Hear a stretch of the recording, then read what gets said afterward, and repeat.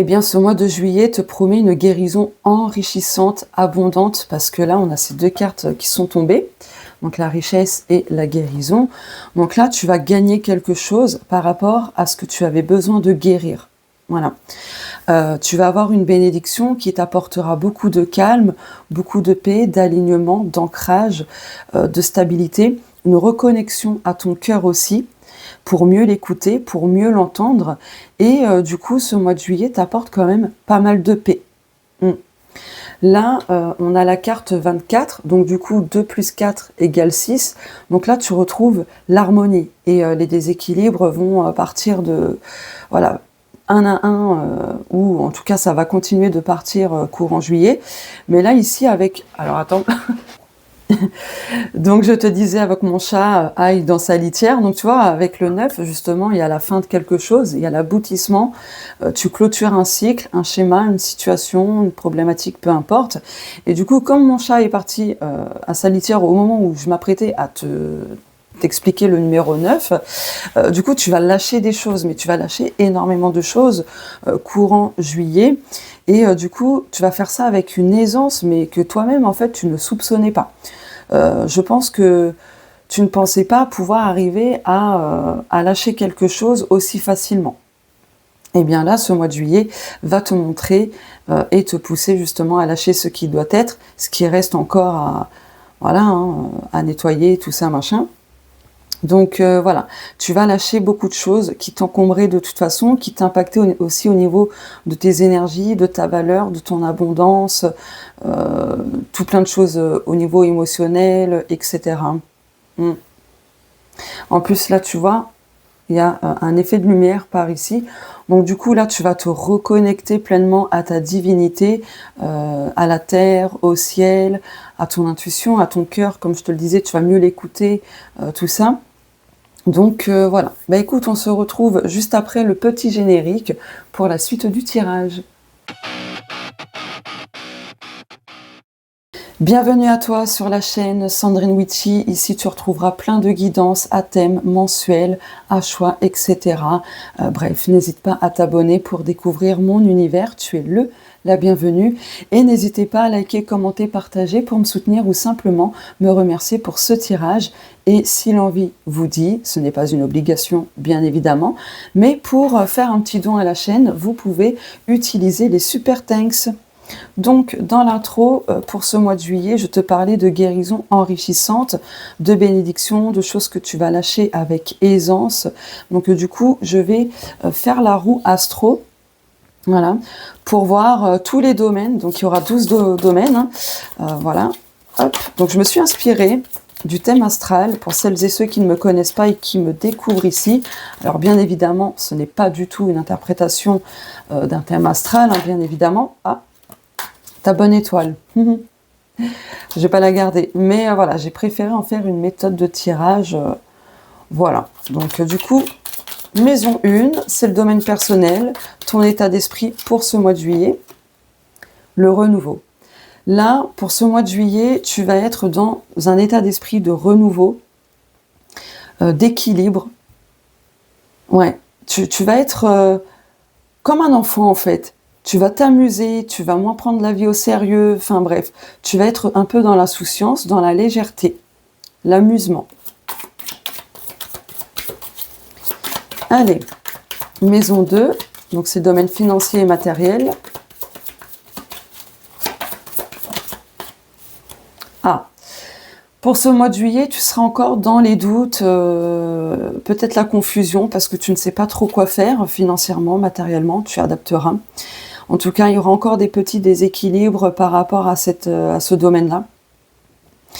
Il y aura beaucoup de remises en question aussi. Hein. Ok. Mais là, tu vois, pour ce mois de juillet, donc ici, certes, il y a un mauvais temps, il y a la foudre, les orages et tout, ça pète, tout ça. Mais là, tu vois, ici, tu as le soleil avec les oiseaux. Donc pour moi, je pense qu'à partir du 6 juillet, parce que là, on a la carte numéro 6, eh bien, ça va commencer à se dissiper. L'orage dans ta vie qu'il y a au niveau financier et matériel va se dissiper à partir du 6 juillet et tu retrouveras petit à petit plus de lumière, plus de clarté dans tes finances et au niveau matériel. Allez, maison 3, domaine de la communication, de l'entourage. Voilà, hop. Ah, alors là, rien ne sera fait au hasard. Les rencontres, ce qui se passera, les communications et j'en passe, rien ne se fera au hasard. Ok.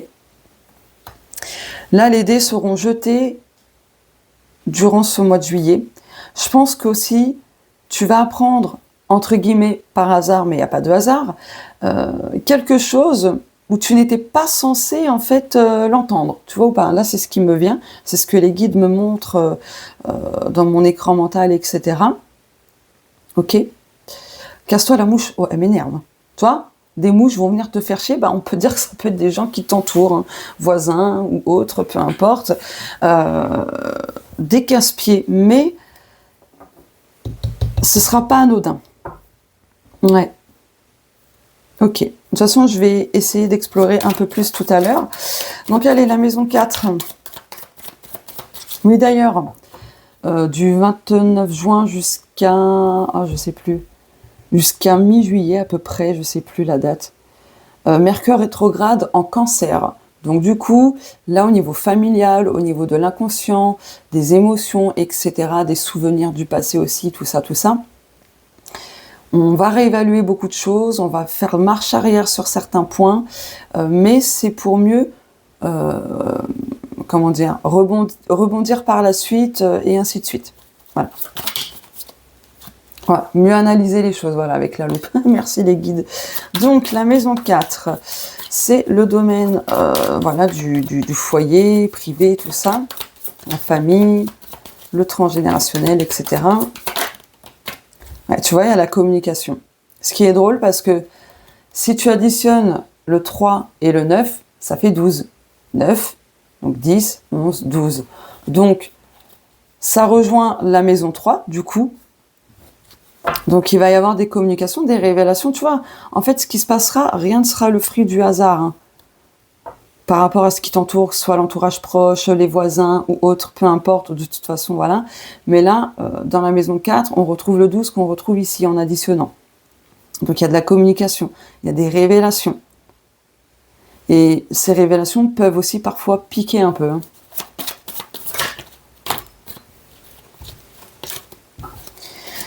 Ouais, donc là aussi, ton inconscient va essayer de communiquer à travers les rêves pour toi. Te montrer des choses. Ok.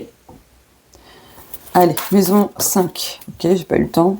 Ah, la maison 5, c'est le domaine sacré. C'est comme ça que j'ai appelé cette maison. Donc, c'est tout ce qui est projet, envie, besoin, etc. Donc là, tu es dans une transition. Tu entres pleinement en transition. Tu vas traverser le pont pour arriver à destination. Donc, de tes projets ou autres. Ok. Maison 6. Domaine du quotidien, routine, habitude, etc. Ok, celle-ci. Ok.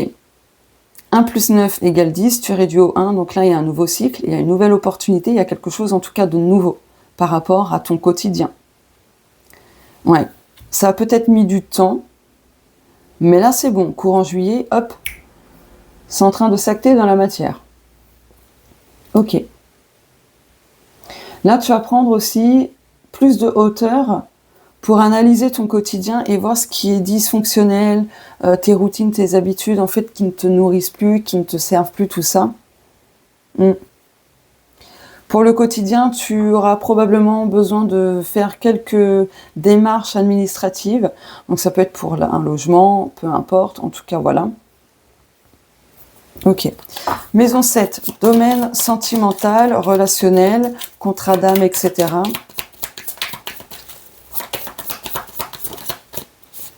Ah, là, il y a un choix du cœur à faire.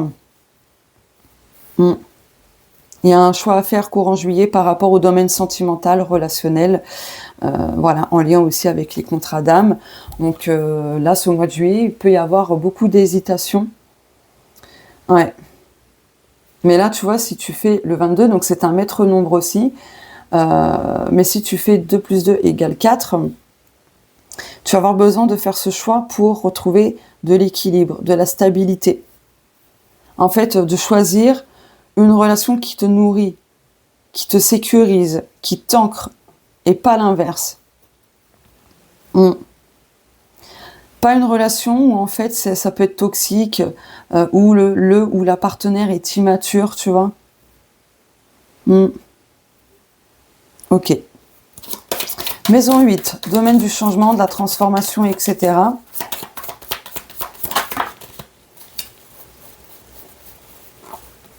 On a la clé. Bon bah, je vais la garder. Donc la clé avec l'homme. Donc là, il y a une situation qui était stagnante, qui ne bougeait plus. Et là, courant juillet, c'est bon. Les choses rebougent. Tiens, en plus, 2 plus 8 égale 10, tu réduis au 1. On retrouve encore cette énergie de nouveauté, etc. Là, on retrouve l'énergie du 6. Donc ça peut faire écho à la maison 2, mais également à la maison 6 pour le quotidien. Donc il y a un déblocage, il y a des solutions trouvées. Il y a la fin d'un cycle avec le 8. En plus, c'est drôle parce que c'est la maison 8 et on retrouve le 8 ici. Ouais, il y a un gros déblocage pour moi. Hein. Une belle transformation. Ça peut être avec un partenaire, hein, ou une situation qui était stagnante. Mais du coup, je ne vais pas la garder, mais voilà. Allez, la maison 9, c'est le domaine spirituel, les enseignements, etc. Ok. On a le bateau. Tiens, c'est drôle. Maison 3, on a le 3 ici. Ok.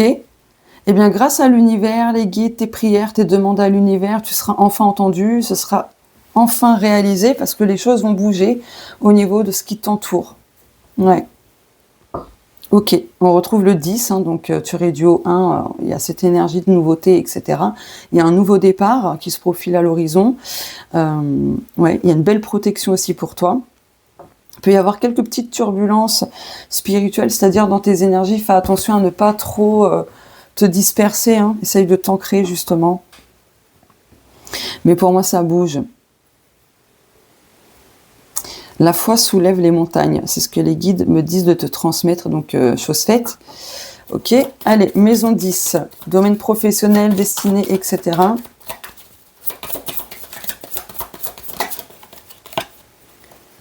Là, pour ce mois de juillet, tu vas te diriger pleinement vers une voie professionnelle où tu es vraiment passionné. Vraiment. Ta destinée aussi, si tu n'y crois pas, ce n'est pas grave, mais ta destinée, c'est aussi de rencontrer l'amour véritable. Pour plus d'harmonie, pour plus d'équilibre dans tes relations. Donc voilà. Allez, maison 11, domaine social et collectif, amis, etc. Ah, là, tu te sens perdu, peut-être pour une amie, ou en tout cas une personne extérieure, hein, qui n'est pas forcément l'un de tes amis. Tu te demandes peut-être que si cette personne porte des masques. Pour moi, c'est oui. Avec ces 2 cartes, oui. La personne essaye de t'embrouiller pour ne pas découvrir son vrai visage. Hein. Mais je vais pas les garder parce qu'elles sont tombées ensemble. J'ai pas envie. Ouais, tu vois, là, tu vas avoir besoin d'analyser les choses avant d'agir, en fait. Hein. Là, c'est vraiment le conseil pour toi pour ce mois de juillet. Analyse. C'est pas encore le moment d'agir, de dire, tu vois. Analyse encore, parce que il est possible que tu te trompes sur une certaine personne, ou alors que tu aies tout simplement besoin d'un peu plus d'informations avant, tu sais, de dire telle ou telle chose. Hein. Tu adaptes ce message en fonction de ta situation, bien évidemment. Allez, la maison 12. C'est le domaine des épreuves, des obstacles, etc. De l'inconscient aussi. De la spiritualité également. Ah, bah tu vois, on a la lune. La lune, c'est la guérison, la libération, pardon, l'inconscient, les rêves. 3 plus 2 égale 5, donc il y a un changement dans ce qui est éprouvant pour toi au niveau des obstacles. Là, il y a une boucle qui se boucle avec le 8 ici. Il y a un changement que tu vas faire courant juillet et ça va boucler la boucle.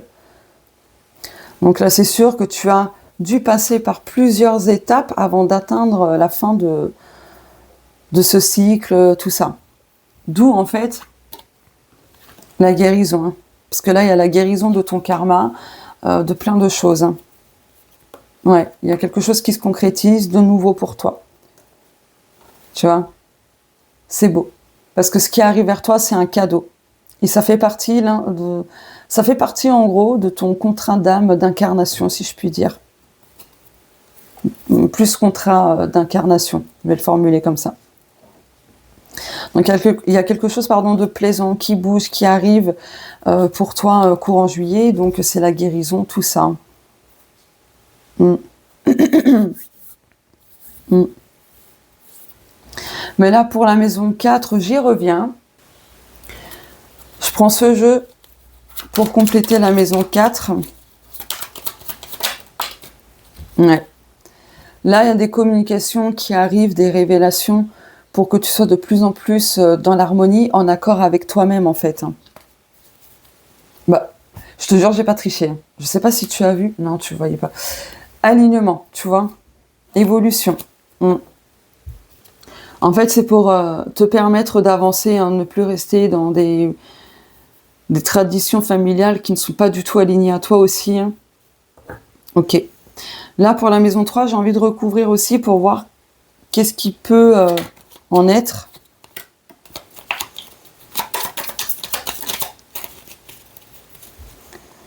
Pensée limitante. Ah ouais. Il y a aussi des gens de ton entourage proche, ou plus ou moins en tout cas, de par leur superstition, leur pensée limitante, essayent de te polluer, de te dissuader et j'en passe, hein. Donc ne prends pas pour argent comptant ce que ces gens-là peuvent te dire parce que ça les regarde eux finalement. Donc c'est très cohérent avec ce que je te disais, hein. Ok. Allez, pour compléter, terminer, clôturer. Encore. Bon, tu vois, en fait, ce mois de juillet, c'est pour t'apporter beaucoup d'harmonie, hein. On a cette énergie de nouvelle lune aussi. D'ailleurs, n'hésite pas, alors c'est pas où, n'hésite pas à les consulter. J'ai expliqué comment repérer la nouvelle lune et la pleine lune dans un tirage de cartes. Voilà, n'hésite pas à aller la consulter si tu tires les cartes, n'hésite vraiment pas. Donc il y a vraiment un nouveau cycle pour toi, hein, courant juillet, et très aligné à toi, ce que tu veux, à tes rêves, tes objectifs, et j'en passe. Oh, oh, on a la déesse Tyché Fortuna. Donc là, le destin est en marche, hein, pour toi, courant juillet. Tu vas te reconnecter à ta bonne étoile, à ta chance. Encore une fois, tu vois, on retrouve cette notion de hasard, mais il n'y en aura pas, parce que tu seras vraiment guidé. Et on a Ganesh. Coucou Ganesh, namasté. J'adore Ganesh. C'est vraiment mon chouchou. Et tu vois, là, il y a un obstacle qui va être rompu, qui t'apportera beaucoup d'abondance et de paix. Et de Dodec, pardon. Waouh, on a Aphrodite, on a quand même 2 déesses et un dieu. Pardon, un dieu. Eh bien, il y a quelque chose qui va te laisser sans voix, hein. Ouh, mais dans le bon sens, hein. Tu vois, il y a un cadeau. Un cadeau qui va vraiment te faire plaisir. Oh. Et ça sera aussi en lien avec les synchronicités que tu avais reçues. Et c'est la fin d'un cycle. Et tu vois, il y a la célébration juste derrière. La manifestation, c'est un truc de fou. Donc voilà pour les énergies de juillet. N'hésite pas à revenir plus tard sur la vidéo pour me dire si ça t'a parlé, hein, du coup. Je serais curieuse de le savoir.